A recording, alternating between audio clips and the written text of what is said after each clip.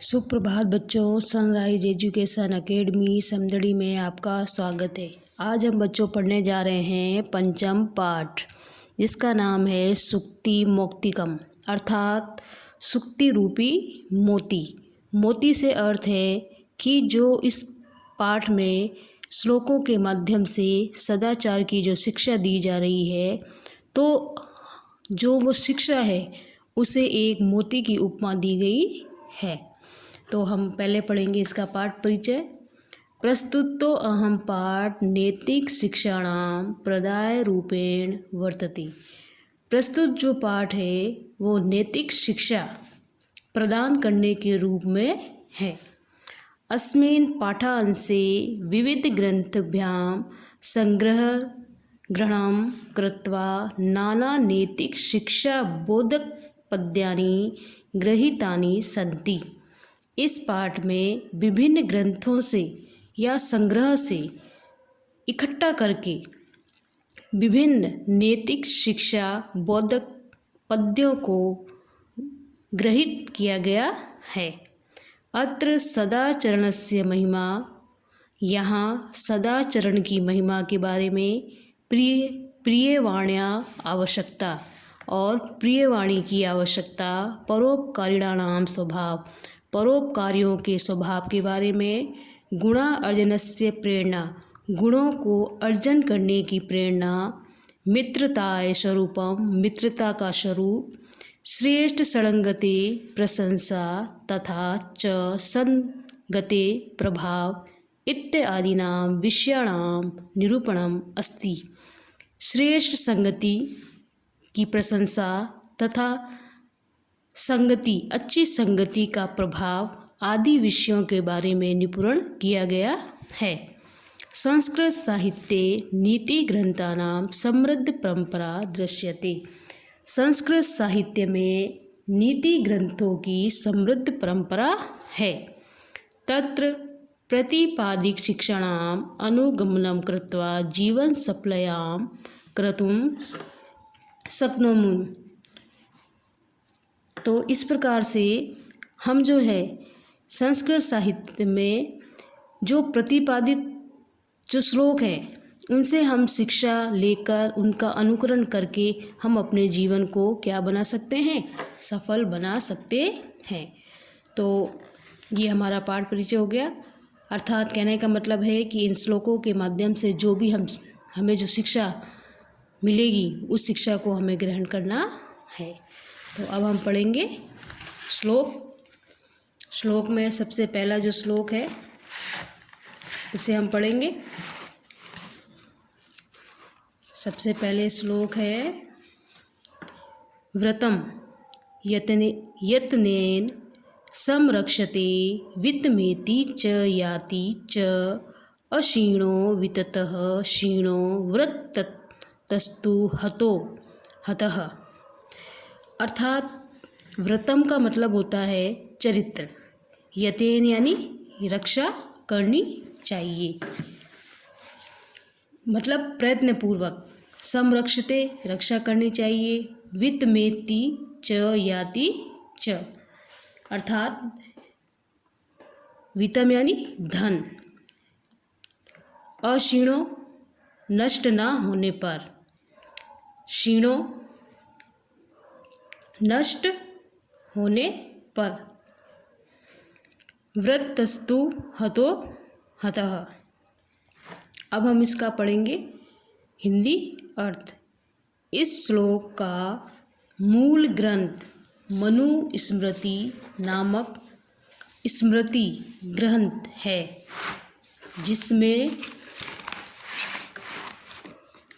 जिसमें मनुष्यों को सदाचार की शिक्षा देते हुए मनु कहते हैं कि मनुष्य को सदाचार की दृढ़तापूर्वक रक्षा करनी चाहिए। धन तो अस्थिर होता है, अर्थात आता जाता रहता है। धन के क्षीण होने से मनुष्य क्षीण नहीं होता है, अर्थात निर्धन नहीं होता है, अपितु सदाचार के क्षीण होने पर निश्चय ही उसका विनाश हो जाता है। कहने का मतलब ये है कि जिस मनुष्य के पास सदाचार होंगे, यानी उसके पास अच्छी शिक्षा होगी, तो वह कभी भी नष्ट नहीं होगा। और जिसके पास धन होगा, चाहे उसके पास कितना भी धन हो, लेकिन उसके पास में क्या अच्छा आचरण नहीं है, तो वो धन उसका किसी भी काम का नहीं है। अर्थात धन तो आता और जाता रहता है, केवल सदाचार होते हैं जो कि स्थिर रहते हैं। धन क्या है? अस्थिर है।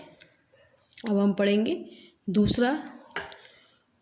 श्रूयतां धर्म सर्व स्वयं श्रुत्वा चैव अधार्यताम् आत्मान प्रतिकूलानि परेषां न समाचरेत्। यह श्लोक महात्मा विदुर नीति नामक नीति ग्रंथ से लिया गया है, जिसमें विदुर ने मानव को धर्म का सार सुनाना चाहिए। यानी मानव को किसका सार सुनाना चाहिए? धर्म का। और उसे सुनकर मन में धारण करना चाहिए। अर्थात धर्म का सब कुछ सुनना चाहिए और सुनकर उसे क्या करना चाहिए? अपने मन में धारण करना चाहिए तथा स्वयं के प्रतिकूल आचरण दूसरों के प्रति नहीं करना चाहिए। अर्थात जो आचरण हम नहीं चाहते हैं, जो आचरण हम अपने लिए बुरा समझते हैं, तो वो आचरण हमें दूसरों के साथ भी नहीं करना चाहिए। अर्थात जो व्यवहार तथा कार्य हमें स्वयं को प्रिय नहीं लगता है, वह व्यवहार हमें दूसरों के साथ भी नहीं करना चाहिए। कहने का मतलब ये है कि इसमें विदुर नीति में यह कहा है कि हमें धर्म का सब कुछ सुनना चाहिए और सुनकर उसे अपने मन में ग्रहण करना चाहिए या धारण करना चाहिए। और जो आचरण हम नहीं चाहते हैं या जो आचरण हमें अच्छा नहीं लगता है, तो वो आचरण हमें दूसरों के साथ भी नहीं करना चाहिए। अब है इसका तीसरा श्लोक। प्रिय वाक्य प्रदानेन सर्वे तुष्यन्ति जन्तवः तस्मात् तदेव वक्तव्यम वचने का दरिद्रता। सर्वे यानी सभी, तुष्यन्ति यानी संतुष्ट, जन्तवः यानी प्राणी। अब इसका अर्थ पढ़ेंगे हम। कौटिल्य चाणक्य कहते हैं, इस संसार में मधुर वचन बोलने से सभी प्राणी प्रसन्न होते हैं। अर्थात प्राणी मात्र को प्रिय वचनों से अनुकूल रखा जाता है। तब तो प्रत्येक को प्रिय वचन ही बोलने चाहिए, क्योंकि वाक्य बोलने से या प्रिय वाक्य बोलने से कोई दरिद्रता नहीं आती है। अर्थात कहने का मतलब ये है कि जो कौटिल्य चाणक्य थे, वे कहते थे कि इस संसार में हमेशा मीठे वचनों का ही प्रयोग करना चाहिए, क्योंकि मीठे वचन सुनकर ही या प्रिय वाक्य बोलकर ही मनुष्य क्या होते हैं? प्रसन्न होते हैं। तो हमें कभी भी प्रिय वाक्य बोलने में कंजूसी नहीं करनी चाहिए, अर्थात दरिद्रता नहीं करनी चाहिए। फिर इसका है चौथा श्लोक। पिबन्ति नद्यः स्वमेव नवाम स्वयं न खादन्ति फलानि वृक्षाः नदन्ति सस्यं खलु वारिवाः परोपकाराय सतां विभूत्या। इस श्लोक में परोपकार रूपी महान गुण पुण्य कार्य की महिमा का वर्णन किया गया है। अब इसमें कहा गया है कि नदियाँ अपना जल स्वयं नहीं पीती हैं, वृक्ष अपने फल स्वयं नहीं खाते हैं, बादल शस्य अर्थात कृषक कर्म द्वारा उगाई गई फसलें को कभी नहीं खाते हैं, अर्थात यह सब इनके परोपकारी स्वभाव के कारण है। इस प्रकार सज्जनों की संपत्तियां भी परोपकार के लिए होती हैं, स्वार्थ के लिए नहीं। अर्थात कहने का मतलब ये है कि इस श्लोक में नदियाँ जो होती हैं वह अपना जल जो है वो स्वयं नहीं पीती हैं, बल्कि वो परोपकार के लिए जल होता है। उस जल का उपयोग कौन करता है? पूरी प्रकृति करती है। प्रकृति में रहने वाले जो मनुष्य हैं, पशु पक्षी हैं आदि उसका उपयोग करते हैं, लेकिन नदियाँ स्वयं उसका उपयोग नहीं करते हैं। तो ये क्या है? एक परोपकार की भावना है। उसी प्रकार से जो वृक्ष होते हैं उनमें जो फल लगते हैं, तो वो फल वृक्ष स्वयं नहीं खाते हैं। वे फल किसके लिए होते हैं? मनुष्यों के लिए होते हैं, हम उसका उपयोग करते हैं। उसी प्रकार से जो बादल होते हैं, बादल वर्षा करते हैं। वर्षा करने से क्या, किसानों द्वारा जो फसल उगाई जाती है वह वृद्धि होती है। वर्षा करने से जब बादल का जो पानी होता है उससे फसलों की वृद्धि होती है। तो उस फसल का उपयोग क्या बादल करते हैं? नहीं, उस फसल का प्रयोग हम मनुष्य ही करते हैं। तो ये भी क्या है? एक परोपकार के लिए है। तो इसी प्रकार से जो सज्जन पुरुष होते हैं, जो सज्जन व्यक्ति होते हैं, वे भी क्या परोपकार के लिए ही होते हैं। उनके पास जो भी संपत्ति होती है वह दूसरों की भलाई के लिए ही लगाते हैं, न कि वे अपने स्वार्थ के लिए लगाते हैं। गुणेशेव हि कर्तव्यम प्रत्यय पुरुषै सदा गुणयुक्तो दरिद्रो अपि नेशर्वै गुणै समः। अब इसमें गुण के बारे में बताया गया है।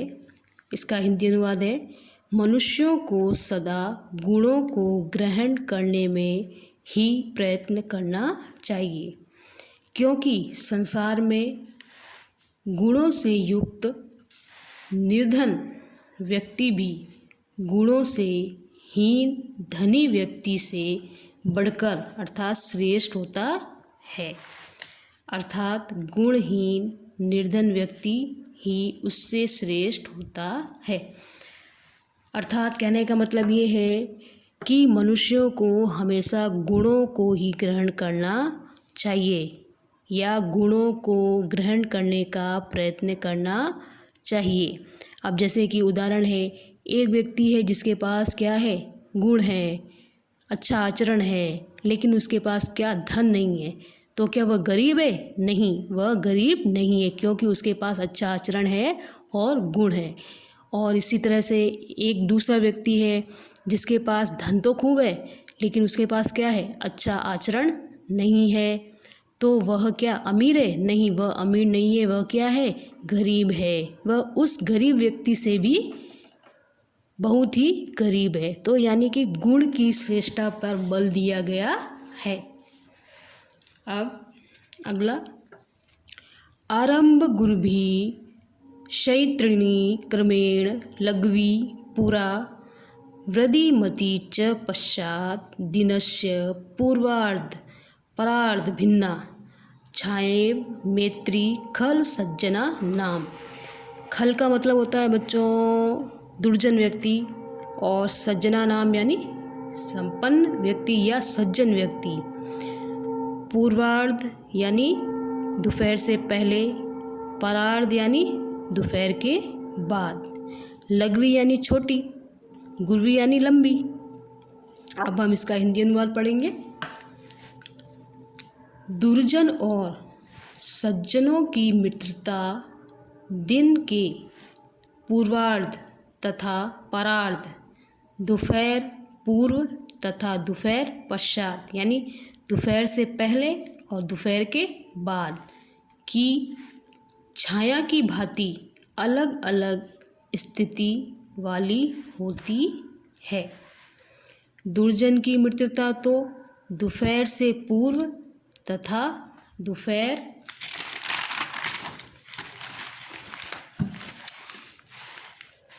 दोपहर व्याप्त छाया के समान होती है, जो आरंभ में बड़ी तथा उत्तरोत्तर क्रम से क्षीण होती हुई यानी कम होती हुई समाप्त हो जाती है, जबकि सज्जन की जो मित्रता होती है वह दोपहर के पश्चात की छाया के समान होती है, जो कि आरंभ में कम तथा उत्तरोत्तर यानी बढ़ती जाती है।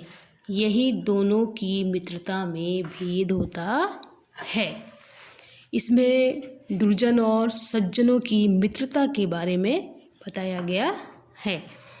अर्थात कहने का मतलब है जो दुर्जनों की जो मित्रता होती है वो क्या होती है। दुर्जन व्यक्ति जो होता है जब तक उसका काम नहीं निकल जाता तब तक ही वह अपनी मित्रता रखता है, लेकिन जो सज्जन व्यक्ति होता है वह शुरू से लेके और अंत तक अपनी मित्रता रखता है। अगला, यात्रा अपि कुत्रापि गता भवेयु हंसा महिमंडल मंडलनाय हानियस्तु तेषां हि सरोवराणां येषां मरालयि सह विप्रयोगः। हिंदी अनुवाद इसका। इसमें बच्चों हंस और सरोवर के बारे में बताया गया है।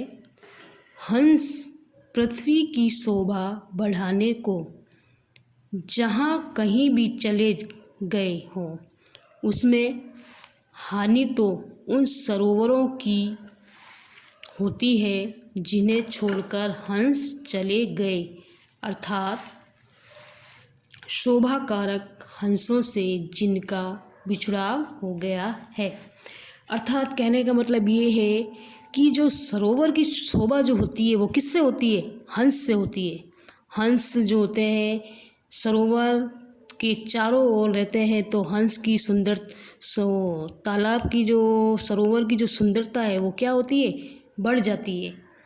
और वही यदि हंस सरोवर को छोड़कर कहीं अन्यत्र चले जाएं तो क्या होता है, सरोवर सूना हो जाता है। उसी प्रकार से जो सज्जन व्यक्ति है वो यदि किसी नगर या शहर में रहते हैं तो उस नगर की शोभा बढ़ती है, और यदि वो सज्जन व्यक्ति वो नगर छोड़कर अन्यत्र चले जाएं तो क्या होगा, उस नगर की शोभा कम हो जाएगी। तो कहने का मतलब है कि अच्छे व्यक्ति की हर जगह पर आवश्यकता होती है। अब 8वां श्लोक पढ़ेंगे। गुणा गुणज्ञेषु गुणा भवन्ति ते निर्गुणं प्राप्य भवन्ति दोषाः अस्वाध्यायत्वा प्रवाहन्ति नदः समुद्रमासाध्यै भवन्त्यपेयः। इसमें भी गुण की ही व्याख्या की गई है। गुण तभी तक गुण रूप में रहते हैं जब तक वे गुणज्ञ जनों में होते हैं। वही गुण निर्गुण पात्र में पहुंचकर दोषों का रूप ग्रहण कर लेते हैं, अर्थात मूर्ख में आकर वे ही गुण दोष बन जाते हैं। जैसे नदियों का स्वादिष्ट पेय जल समुद्र में पहुंचकर अपेय अर्थात न पीने योग्य बन जाता है, अर्थात खारा हो जाता है।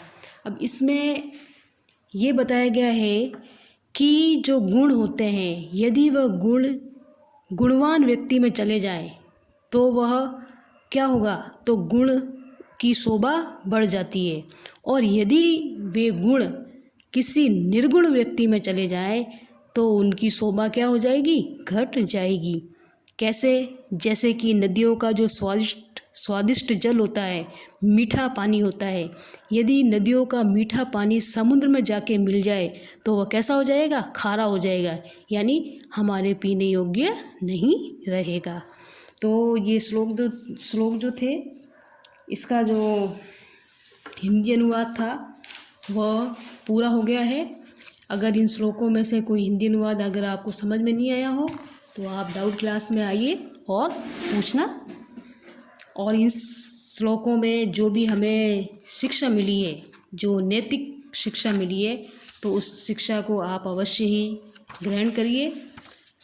अब हम इसके पढ़ेंगे बच्चों कठिन शब्दार्थ। कठिन शब्दार्थ में सबसे पहले जो है वित्तम, जिसका अर्थ होता है धनम। संस्कृत में धनम धन और ऐश्वर्य हिंदी में। और व्रतम यानी आचरण, चरित्र। अक्षीण नष्ट ना हुआ। धर्म सर्व स्वयं यानी धर्म का सब कुछ। प्रतिकूलानि अनुकूल नहीं। तुष्यन्ति संतुष्ट होते हैं। इसके बाद में है वक्तव्यम यानी कहना चाहिए। वारिवाह जल वहन करने वाले बादल यानी जल को धारण करने वाले बादल। विभूत्या संपत्तियाँ गुणयुक्त, गुणों से युक्त। अगुणई गुणहीनों से। गुणयुक्त यानी गुणों से युक्त। अगुणई यानी जिसके अंदर गुण ना हो, गुणहीन। आरंभ गुरुवी आरंभ में लंबी। शैत्रिणी श्रेणी घटती स्वभाव वाली। वृद्धिमती लंबी होती हुई, लंबी हुई। पूर्वार्ध परार्ध यानी दोपहर से पहले और दोपहर के बाद। भिन्ना छाया यानी अलग अलग। खल सज्जनाना दुष्टों और सज्जनों की। महीमंडल मंडलाय पृथ्वी को सुशोभित करने के लिए। मरालई हंसों से। विप्रयोग अलग होना। गुणज्ञेषु गुणों को जानने वालों में। अस्वाद्वया स्वादयुक्त जल वाली। असाध्य पाकर। अप्या न पीने योग्य। अब इसके ये जो कठिन शब्दार्थ है ये भी आपको करने हैं, बुक में से ही करने हैं आपको। इसके बाद में हम करेंगे इसके प्रश्न उत्तर। प्रश्न उत्तर में है सबसे पहले बच्चों आपके एक पदेन उत्तरम। विततः क्षीण कीदृश्य भवति अक्षीणः। कस्य प्रतिकूलानि कार्याणि परेषां न समाचरेत् आत्मान। कुत्र दरिद्रता न भवेत् वचने। वृक्षा स्वयं कानि न खादन्ति फलानि। का पुरा लघ्वी भवति परार्धशयछाया सज्जनानां मैत्री। अधोलिखितानाम उत्तराणि संस्कृत भाषायां लिखत। इसमें आपको जो है उत्तर थोड़ा बड़ा लिखना है। यतेन किम रक्षते वितम व्रतम वा। यतेन व्रतम रक्षते यानी हमें किसकी रक्षा करनी चाहिए। व्रतम यानी चरित्र। अस्माभिः कीदृश्य आचरणं न कर्तव्यम्। अस्माभिः आत्मान प्रतिकूलं न समाचरेत्। जन्तवः केन तुष्यन्ति। जन्तवः प्रियवाक्यप्रदानेन तुष्यन्ति। फिर अगला है सज्जनानां मैत्री कीदृश्य भवति। सज्जनानां मैत्री दिनस्य परार्धछाया इव आरंभे लघ्वी पश्चात् च गुरुवी भवति। सरोवराणां हानि कदा भवति यदा हंसा तान् परित्याज्य अन्यत्र गच्छन्ति। इसके बाद में है आपका गृह कार्य। ये जो था ये सब आपका क्लास वर्क था। अब ये आपका गृह कार्य। क स्तंभ विशेषाणि ख स्तंभ च विशेष्याणि दत्तानि तानि यथोचित योजयते। इसमें क और ख दो खंड दिए हुए हैं और ये जो श्लोक के बीच बीच में से दिए गए हैं। अब ये कौन सी लाइन किस लाइन से मिलेगी ये आपको मिलान करना है, तो आप ये स्वयं करिए। श्लोक तो आपने पढ़े ही है। अब है अधोलिखितेभ्यां भिन्न प्रकृतिक पदम चित्वा लिखत। अर्थात इसमें जो भिन्न है वो आपको यहाँ पे लिखना है। अब जैसे कि वक्तव्यम, कर्तव्यम, सर्वस्वयं और हंतव्यम, तो ये और वक्तव्यम, कर्तव्यम और हंतव्यम ये तीन जो है इसमें तव्यत प्रत्यय आया हुआ है, लेकिन सर्व स्वयं इसमें प्रत्यय नहीं है, इसलिए ये अलग है। यतेन वचेन प्रिय वाक्य प्रदानेन मरालेन, तो इसमें जो सबसे अलग है उसे आपको यहाँ पे लिखने है। इसी प्रकार से श्रूयताम, अवधार्यताम, धनवतानाम, शम्यताम, इसमें जो अलग है वो मैंने यहाँ लिख दिया है, क्योंकि ये जो शब्द हैं ये सब आपके श्लोक में आए हैं। धनवतानाम ये आपके श्लोक में नहीं है, इसलिए ये अलग है। जंतव्य, नद्या, विभूत्या, परित, तो इसमें कौन सा अलग है वो आपको लिखना है। ये तीनों शब्द जो है ये तो आपके श्लोक में है, परितः नहीं है, तो ये सबसे अलग है। भिन्न अर्थ लिखना है, तो ये तो आप आराम से लिख सकते हो। इसके बाद में अब आपको करना है स्थूल पदानंतधिकृत्य प्रश्न निर्माणम कुरुत, यानी कि जिस शब्द के नीचे अंडरलाइन दी हुई है तो उसकी जगह आपको प्रश्न निर्माण करना है। ये उत्तर है, आपको प्रश्न बनाना है। तो प्रश्न बनाने में कोई दिक्कत नहीं है, आप आराम से बना सकते हो। तो जो भी इस अंडरलाइन किए हुए शब्द के नीचे आएगा वो आपको यहाँ लिखना है, और फिर ये पीछे वाला जो सेंटेंस है वो वैसा का वैसा रहेगा, और फिर पीछे क्या लगेगा, प्रश्नवाचक चिन्ह लगेगा।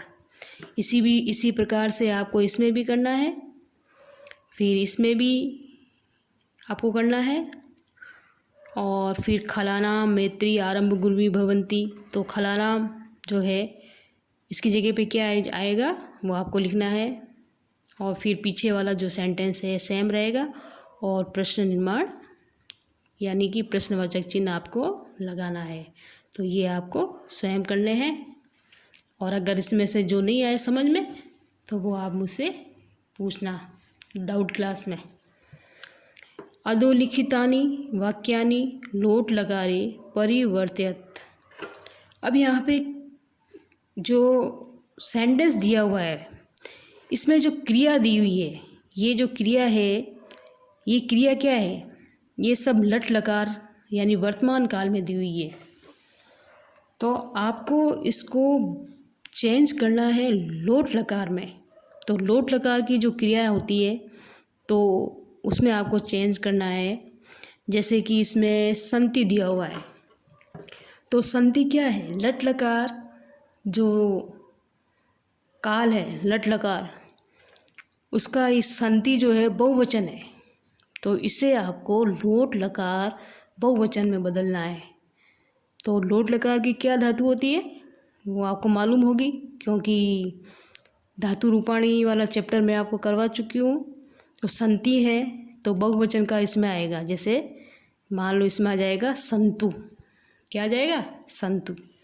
अब जैसे वदती है तो वद तू आ जाएगा। तो इसी तरीके से जो बाकी वाले जो सेंटेंस है उसमें भी आपको इसी तरह से करना है। जो ये क्रिया है तो ये क्रिया ही आपको चेंज करनी है। वो क्रिया जो है आपको लोट लकार में बदलनी है। तो इस प्रकार से जो आपका ये लेसन है श्लोक वो पूरा हो गया है। पंचम पाठ आपका कंप्लीट हो गया है। अब इस पाठ में कोई भी चीज़ है या कोई भी सवाल है, कोई भी श्लोक है, यदि आपको समझ में ना आया हो तो आप मुझसे डाउट क्लास में आए जब पूछना। देखिए बच्चों, जब आप मेरे द्वारा जो पढ़ाया गया है उसे आप मन लगा के नहीं पढ़ेंगे तब तक आपको अपनी समस्या भी पता नहीं चलेगी। तो ये जो भी आपको पढ़ाया जा रहा है तो आप इनको पढ़ोगे तभी आपको इसके अंदर आपको क्या समझ में नहीं आया है तभी आपको पता चलेगा, वरना नहीं चलेगा। और आपको श्लोक भी याद करने हैं संस्कृत में और उसकी हिंदी भी याद करनी है। तो इस पाठ में जो भी आपको श्लोक सरल लगे वो श्लोक आप अवश्य याद कीजिए, क्योंकि एग्ज़ाम में श्लोक लिखने के लिए भी आते हैं और इसका हिंदी अनुवाद भी लिखने के लिए आता है। तो हिंदी अनुवाद जब आप एग्ज़ाम में लिखो श्लोक का तो सबसे पहले आप उसका जो है प्रसंग अवश्य लिखें। प्रसंग से शुरुआत करें। प्रसंग में आपको पता ही है, मतलब ये जो श्लोक है किस पाठ से लिया गया है और किस ग्रंथ से लिया गया है और ये किसने लिखा है, तो उस सब के बारे में आपको लिखना है।